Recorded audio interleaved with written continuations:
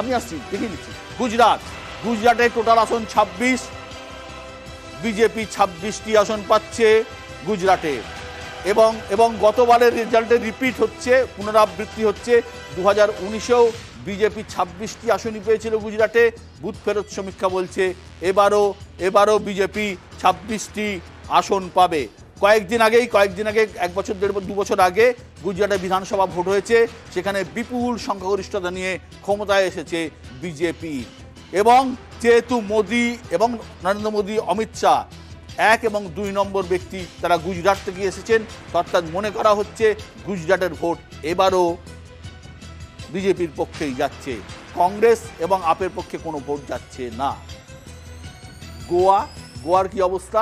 গোয়াতে 2টি আসন, 1টি আসন কংগ্রেস। গোয়াতে 2টি আসন আছে, একটা সাউথ গোয়া, একটি নর্থ গোয়া। এখানে বিষয় হলো সাউথ গোয়ার যে সিট, সেই সিট কিন্তু ক্রিশ্চিয়ান অধ্যুষিত সিট, সেখানে চিরকাল কংগ্রেস জিতে এসেছে। আর নর্থ গোয়া, সেই সিটটা কিন্তু হিন্দু অধ্যুষিত সিট, সেটা কিন্তু বিজেপি জিতে এসেছে। একটা এবং একটা, গতবারও তাই ছিল, এবারও তাই। এখানে কিন্তু ক্রিশ্চিয়ানদের একটা বড় ভোট কিন্তু গোয়াতে রয়েছে। মহারাষ্ট্র খুব জটিল স্টেট, 48টি সিট, গোটা ভারতবর্ষে উত্তরপ্রদেশের পর দ্বিতীয় রাজ্য যেখানে সর্বাধিক সিট রয়েছে, 48টি সিট। এখানে বিজেপি, এখানে চতুর্মুখী ফাইট হচ্ছে, মাথায় রাখতে হবে, এখানে চতুর্মুখী লড়াই হচ্ছে। এখানে বিজেপি পেতে পারে 32 থেকে 35, কংগ্রেস জোট পেতে পারে 15 থেকে 18। অর্থাৎ শিবসেনা ভেঙেছে, এনসিপি ভেঙেছে।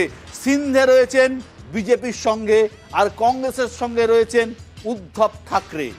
এদিকে এনসিপির সঙ্গে, বিজেপির সঙ্গে রয়েছেন অজিত পাওয়ার, আর কংগ্রেসের সঙ্গে রয়েছেন শরদ পাওয়ার। এখানে 2টি বিষয় আছে। একটা হচ্ছে শরদ পাওয়ারের যে প্রতীক, সেই প্রতীক নিয়ে চলে গেছেন অজিত পাওয়ার, সেটা একটা ইস্যু আছে। এবং শিবসেনার ক্ষেত্রেও তাই হয়েছে, তার কারণ উদ্ধব ঠাকরে শিবসেনার প্রতিষ্ঠাতা বালাসাহেব ঠাকরের ছেলে, তার কাছেও কিন্তু সেটা নেই। অর্থাৎ একনাথ শিন্ডে কিন্তু বেশিরভাগ এমপিকে ভাঙিয়ে নিয়ে বিজেপির সাথে যোগদান করেছেন। যদিও এই 48টি সিট অত্যন্ত ডাইসি জায়গা, এখানে কিন্তু চতুর্মুখী ফাইট হয়েছিল। আমরা অনেকেই মনে করেছিল বিজেপি জোট এখানে অনেকগুলো সিট কম পাবে, কিন্তু কম হচ্ছে, কিন্তু খুব বিরাট কম হচ্ছে বলে মনে হচ্ছে না, যেটা বুথ ফেরত সমীক্ষায় আসছে। আমি জানি না বুথ ফেরত সমীক্ষা কতটা সঠিক হবে, কতটা মিলবে, কিন্তু বুথ ফেরত সমীক্ষায় দেখা যাচ্ছে বিজেপি 32 থেকে 35টা আসন পেতে পারে। আসছি রাজস্থান, ইলেকশন হলো, রাজস্থানে বিজেপির আসন কমছে। রাজস্থানে বিজেপির 18 থেকে 23, কংগ্রেস 2 থেকে 7। এখানে রাজপুতদের ক্ষোভ ছিল, এবং এখানে কিন্তু 1% ভোটে সরকার গড়েছে বিজেপি। 1%, 1.5% ভোটের ফারাক ছিল। এবং এখানে কিন্তু বিজেপির ক্যান্ডিডেট মুখ্যমন্ত্রী করা হয়নি বসুন্ধরা রাজে সিন্ধিয়াকে। বিজয় রাজে সিন্ধিয়ার মেয়ে বসুন্ধরা রাজে সিন্ধিয়াকে কিন্তু মুখ্যমন্ত্রী করা হয়নি। প্রথম বাদের বিধায়ক মোহন শর্মা, তিনি কিন্তু মুখ্যমন্ত্রী হয়েছেন, একদম অচেনা অনামী লোক। অর্থাৎ বিজেপি কিন্তু এখানে অনেকটা সিট কিন্তু হারাচ্ছে, 2 থেকে 7টি সিট কিন্তু হারাচ্ছে। 2019-এর লোকসভা নির্বাচনে বিজেপি কিন্তু 25টা সিটের মধ্যে খুব সম্ভবত 25টা সিটই পেয়েছিল 2019-এর 25 পেয়েছিল 2019-এ। একদম মধ্যপ্রদেশ পালাবদল হয়েছে মুখ্যমন্ত্রীর জায়গায়, 29টা আসন বিজেপি পেতে পারে 26 থেকে 29, কংগ্রেস পেতে পারে 0 থেকে 3। অর্থাৎ মধ্যপ্রদেশও কিন্তু একটু হলেও কংগ্রেসের সিট বাড়ছে। একমাত্র ছিন্দওয়ারা থেকে গতবার কিন্তু নকুল নাথ, কমলনাথের ছেলে, জয়ী হয়েছিলেন 1টি সিটে। এবারে কিন্তু কংগ্রেসকে মধ্যপ্রদেশে 3টে সিট দেওয়া হচ্ছে, সর্বাধিক পেতে পারে। হ্যাঁ, একদমই তাই, সর্বাধিক 3টি পেতে পারে। ছত্তিশগড়, এখানেও ক্ষমতার পালাবদল হয়েছে। কংগ্রেসের সরকার চলে গিয়ে বিজেপির সরকার এসেছে। এখানে কিন্তু টোটাল সিট 11, বিজেপির সিট বাড়ছে সম্ভবত 9 থেকে 11টা সিট বিজেপি পেতে পারে, কংগ্রেস পেতে পারে 1 থেকে 4টে সিট। এখানে কিন্তু একটা বড় ফ্যাক্টর আদিবাসী ভোট। আমরা যদি গত বিধানসভা নির্বাচন দেখি ছত্তিশগড়ের বস্তার রিজিয়ন, যেখানে পুরোপুরি আদিবাসী ভোট রয়েছে, যেখানে বেশিরভাগ সিট কিন্তু বিজেপির নিয়ে চলে গেছে কংগ্রেস হাত থেকে, অর্থাৎ আদিবাসী ভোট কিন্তু অনেকটাই কংগ্রেসের দিকে সুইফট করেছে এই ছত্তিশগড়ে। এখনো পর্যন্ত সর্ব সাকুল্যে যতগুলো আসনের রেজাল্ট বেরিয়েছে, 322টি আসনের বুথ ফেরত সমীক্ষা আসছে।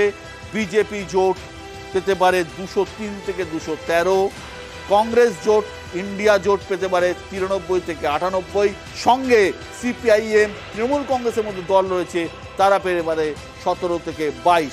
অর্থাৎ আমি যদি ধরেও নিই যে এই দুটোকে এক করা হয়, তাহলেও কিন্তু 122 থাকছে, এদিকে 203 থাকছে। অর্থাৎ কংগ্রেস এবং আদার্সের যে জায়গা, সেই আদার্সের জায়গা আমি ধরে নিলাম কংগ্রেস জোট এবং আদার্সকে মিলে, তাতেও কিন্তু দেখা যাচ্ছে যে বিজেপি জোট অন্তত 100টি আসনে এগিয়ে রয়েছে। আমি আলোচনায় ফিরছি। সুমন ভট্টাচার্য, সুমন, কি মনে হলো? আমি প্রথম থেকেই এক্সিট পোলের যে ফ্যালাসিগুলো নিয়ে আমার চিন্তা, দেখুন মহারাষ্ট্রে 48টা আসন, তার মধ্যে গতবার বিজেপি জোট পেয়েছিল 43টা, একদম ভেঙে গেছে। ভেঙে যাওয়ার পর কংগ্রেস নেতৃত্বাধীন জোটের যা গেইন দেখানো হচ্ছে, সেটা আপনাদের হিসেব অনুযায়ী 15 থেকে 18। যদি কংগ্রেস 10টা সিট গেইন করে এবং আমি যদি পাশের রাজ্য রাজস্থানে দেখি কংগ্রেস 5টা সিট গেইন করে, তাহলে কংগ্রেস এত খারাপ জায়গায় থাকতে পারে না। তাহলে সুইংটা বিজেপির বিরুদ্ধে অনেক বেশি, যেটা আমরা হিসেবের মধ্যে রাখছি না। মহারাষ্ট্রে যদি ভেঙে যাওয়া উদ্ধব ঠাকরের দল এবং ভেঙে যাওয়া শরদ পাওয়ারের দল কংগ্রেসের সঙ্গে হাত মিলিয়ে 18টা আসন পায়, তাহলে ওটা 18 না, ওটা অন্তত 25-30-এ গিয়ে থামবে, যেটা হয়তো এক্সিট পোল হিসেব করতে পারছে না। একই রকম অবস্থা ছত্তিশগড়ে যদি নয়, ছত্তিশগড়ে গতবারই তো বিজেপি 11টা পেয়ে বসেছিল। ছত্তিশগড়ে 14টা সিটের মধ্যে 11টা ছিল। তাহলে সেখানে যদি কংগ্রেস যদি 4টের গেইন করে, তাহলে বিজেপির পক্ষে 9টা সিট পাওয়া সম্ভব নয়। এটা বিজেপি মানে কোনো মতেই পাওয়া সম্ভব নয়। ফলে there is fallacy in the entire exit poll. ঠিক যেমন ওই পশ্চিমবঙ্গের ওইটাতে যদি আসি, যেখানে 6-6 দেখানো হচ্ছে তৃণমূল এবং বিজেপির, যদি আমি তৃণমূলের সবচেয়ে কমটা নিই 3, তাহলে যদি বিজেপির সবচেয়ে বেশিটা আমায় নিতে হবে 3 আর 9 করলেও সেটা 12 হয়, সেটা কোনোদিন 10-এ দাঁড়াবে না। একটা যে শিবাজিদা, মহারাষ্ট্রের যে অঙ্ক আমরা আলোচনা করছি, এই মহারাষ্ট্রের ক্ষেত্রে কিন্তু 4টে 4 কর্নার ফাইট, সেই অর্থে বলতে গেলে না। যদি হিসেব আমরা দেখি যে আমি শিবসেনাকে দুটো গ্রুপ ধরলাম, শিবসেনার একটা গ্রুপ তো বিজেপির সঙ্গে মেনে নিচ্ছি, দুটো গ্রুপ না ঠিকই, আমি ধরে নিচ্ছি একটা সাথে রয়েছে, একটা ওর সাথে রয়েছে। ভোটার যা আছে, যে ভোটারটা শিবসেনাকে ভোট দিত, সেই সেনাতে ভোটটা দুটো জায়গায় হয়ে গেছে। আমি একটা কথা বলি, বিশ্ব মহারাষ্ট্রে একটা অদ্ভুত শিবসেনার যে একটা হিন্দু ভোটার, একদম কোর ভোটার, সেই ভোট কোথায় দেবে? আমি একটা বিজেপিকে বালা সাহেব আম্বেদকরের, বালা সাহেব ঠাকরের যারা পন্থী ছিলেন, আবেগ ছিল, তার বিশ্বাস করতেন, তারা কোন দিকে দেবেন? সিম্পল যা ট্রেন্ড, মানে আমি যদি এই এক্সিট পোলকে 1%ও বিশ্বাস করা উচিত নয়, তাহলে বলবো যে যদি রাজস্থান, যেখানে সবচেয়ে বেশি মেরুকরণের উপর বিজেপি ক্ষমতা এসছে, সেখানে যদি 7টা সিট পায়, বা মহারাষ্ট্রে যদি 15 থেকে 18টা সিট পায়, তাহলে ধরে নিতে হবে সেখানে ভোটটা বিজেপির বিরুদ্ধে হচ্ছে। সেখানে কে সিন্ধের পক্ষে, কে কিছু করে।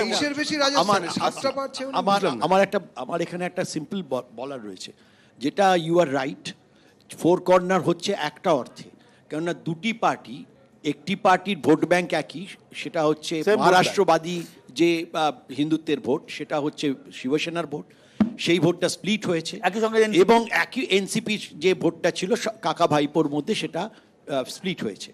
এই জায়গাতে কিন্তু আমরা দেখতে পাবো দুটি জায়গাতেই যারা স্প্লিট করে গেছে।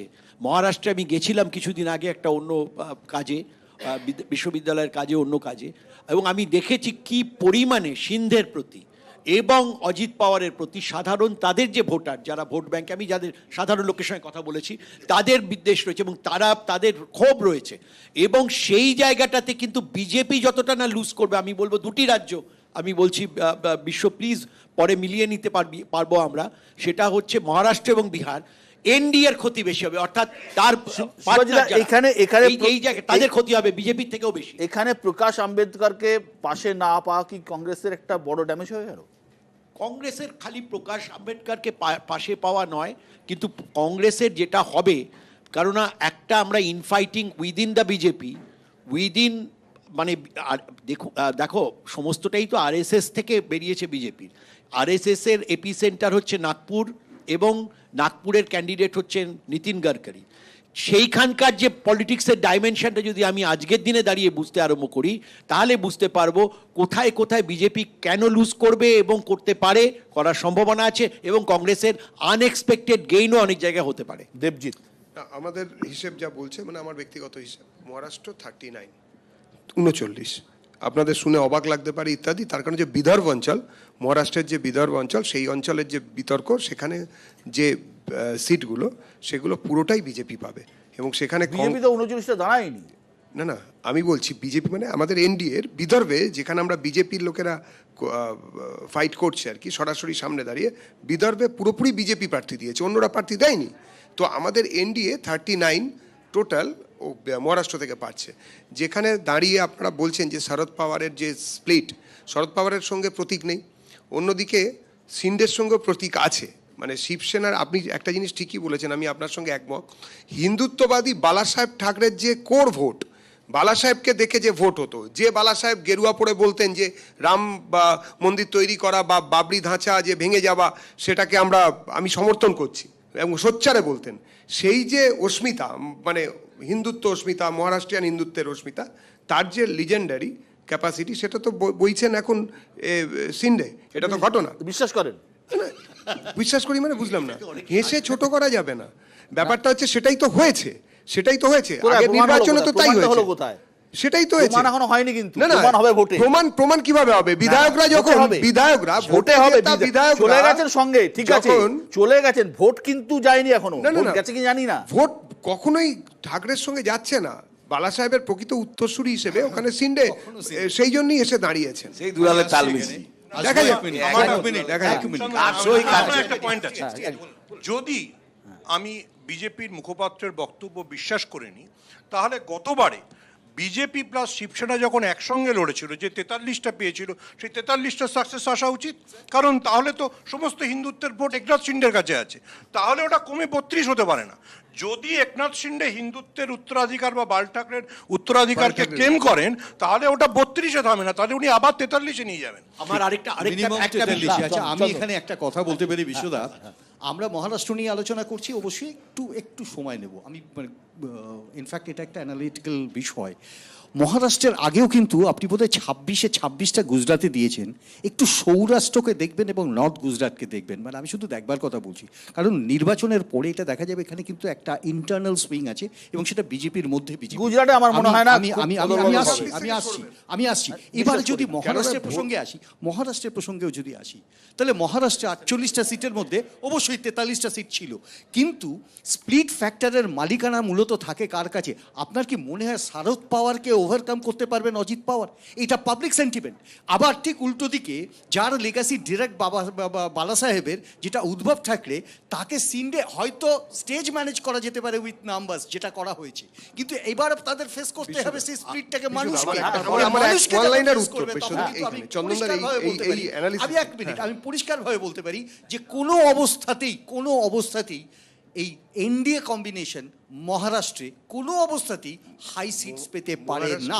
মহারাষ্ট্রে এনডিএ পুরোপুরি হিন্দুত্বের এজেন্ডায় লড়ছে, যারাই আছে, বিজেপি তো লড়ছেই, শিবসেনার যে স্প্লিট এসেছে আপনারা হাসাহাসি করলেন, কিন্তু সেই স্প্লিটের দায়িত্ব যিনি নিচ্ছেন, তিনি সরাসরি চিহ্ন নিয়ে, প্রতীক নিয়ে, তিনি বালা সাহেবের উত্তরাধিকার বলে কমিশন বা মানুষের কাছে প্রতিবাদ্যতা রেখেছেন। 3 নম্বর, আপনি যদি অজিত পাওয়ারের কথা বলেন, অজিত পাওয়ারের প্রেস কনফারেন্সটা দেখবেন, যেদিন উনি স্প্লিট করলেন, তিনি সেদিন গোধ্রা এবং তার পরবর্তী যে মহারাষ্ট্রেতেও যে বোম্বাই হামলা ইত্যাদির পরে যেগুলো হয়েছিল, সেই স্পিয়ারে হিন্দুদের ওপরে শরদ পাওয়ার কি কি অত্যাচার করেছেন, একদম আমি বলছি না, বিজেপি মনে বললো না, সেইটাকে সামনে 30,000 কোটি টাকা বাঁচানো, 30,000 কোটি টাকা আমার একটা কথা বলি। এই বিশ্বদা, সকালবেলা আজকে প্যান্ডি খেয়ে বেরিয়েছিলাম, 14 টাকা একটার দাম। এই যে হারে ফিগার দেখাচ্ছেন না, এ 28 টাকা হয়ে যাবে। এই প্লিজ এরকম ফিগার দেখাবেন না। এখনো 1,500 টাকা গ্যাস, আমি লিখছিলাম সংসার খরচ কি দাঁড়াবে, যানবাহন 20 টাকা বাস ভাড়া, LICটাতে যা দিই তাতে আলো GST দিতে হবে, মানে প্লিজ এরকম ফিগার দেখাবেন না। কারণ ইন্টারনালি বিজেপিও এটা খুব ভালো করে জানে। আপনি হয়তো খেয়াল করবেন, মহারাষ্ট্র নিয়ে কথা বলছেন, মহারাষ্ট্রে কদিন আগে নীতিন গাডকারির জন্মদিন গেল। সমস্ত মানে মহারাষ্ট্রের সমস্ত খবরের কাগজে হাফ পেজ করে বিজ্ঞাপন গেছে ওনার জন্মদিনের ছবি সহ, একটা কোম্পানি করেছে। আমি বলছি বিজেপির ইন্টারনাল পলিটিক্স মহারাষ্ট্রে যতই ওরা হিন্দু বলে পুরো ব্যাপারটাকে এক করে দেওয়ার চেষ্টা করছে, তা কিন্তু নয়। কেন? চাক্কি পিসিং অজিত পাওয়ার নিয়েছে, সিন্ডেকে নিয়েছে, এরপরে এই সব জিনিসকে একত্র করা অত সহজে আত্মীকরণ করা অরূপ চক্রবর্তী, আচ্ছা, যদিও তৃণমূলের কোনো এই জায়গায় কোনো ইয়ে নেই, তবুও না, দেখুন, আমি প্রথমত গুজরাটে যেটা 26-0 দেখাচ্ছেন, গতবারও 26-0 ছিল, তার আগের বারও সম্ভবত পরপর দুবার 26-0 ছিল। আপনারটা আপনি বলবেন, কংগ্রেসেরটা তৃণমূলেরটা তৃণমূলকে বলতে দিন। এবার ইন্টারেস্টিংলি আম আদমি পার্টি কিন্তু গুজরাটে একটা সিগনিফিক্যান্ট ভোট পার্সেন্টেজ গেইন করেছে ভেরি রিসেন্টলি, এবং আপের সাথে কংগ্রেসের জোটটা খুব সাকসেসফুলি ইমপ্লিমেন্টেড হয়েছে। সিমিলার ইনসিডেন্ট আপনি রাজস্থান এবং মধ্যপ্রদেশে ছিল। রাজস্থানে কার্যত হোয়াইট ওয়াশ, মধ্যপ্রদেশে একটা আসন ছাড়া বাকি সবগুলো বিজেপির ছিল। এবার রাজস্থানে যদি 7টা আসন সাকসেসফুলি আসতে পারে বা মধ্যপ্রদেশে এতগুলো আসন আসতে পারে, তাহলে গুজরাট একেবারে আবার ওয়াশ আউট হবে, আমার মনে হয় সেই জায়গায় যাবে না। এবং সামগ্রিকভাবে যে ফলাফলের ট্রেন্ড দেখা যাচ্ছে, আপনি মহারাষ্ট্র যেটা বললেন, আমার ব্যক্তিগত ধারণা মহারাষ্ট্রে এই মুহূর্তে দাঁড়িয়ে যে র্যালিগুলো আমরা দেখেছি, কংগ্রেস এনসিপি মানে শরদ পাওয়ারের এনসিপি আর উদ্ধব ঠাকরের যে শিবসেনা, তার এগেনস্টে তার ফরে যে ক্রাউড, যে জনসমর্থনের জোয়ার আমরা দেখেছি, ঠিক একই রকম যেরকম বিহারের ক্ষেত্রে আমরা তেজস্বী যাদবের ক্ষেত্রে জনসভায় দেখেছি ইউফোরিয়া কার্যত, সেই একই জিনিস কিন্তু মহারাষ্ট্রেও দেখা গিয়েছে। সামগ্রিকভাবে বিজেপির কপালে ভাঁজ ফেলার জন্য এই মুহূর্তে ভারতবর্ষে যদি 3টে স্টেট থাকে, তার মধ্যে অন্যতম হচ্ছে মহারাষ্ট্র, বিহার এবং কর্ণাটক। তার মধ্যে আমি জানি না আপনাদের কর্ণাটকের হিসেবে একরকম দেখাচ্ছে, মহারাষ্ট্রে আমার ধারণা ব্যক্তিগতভাবে এই হিসেবটা পুরো রিভার্স হবে, এবং বিজেপি মহারাষ্ট্রে, BJP as a whole alliance সহ মহারাষ্ট্রে 20 পেরোবে না আউট অফ 48। আমি গুজরাট নিয়ে আমার একটু বলা আছে, আমার তো স্টেক থাকবেই গুজরাটে।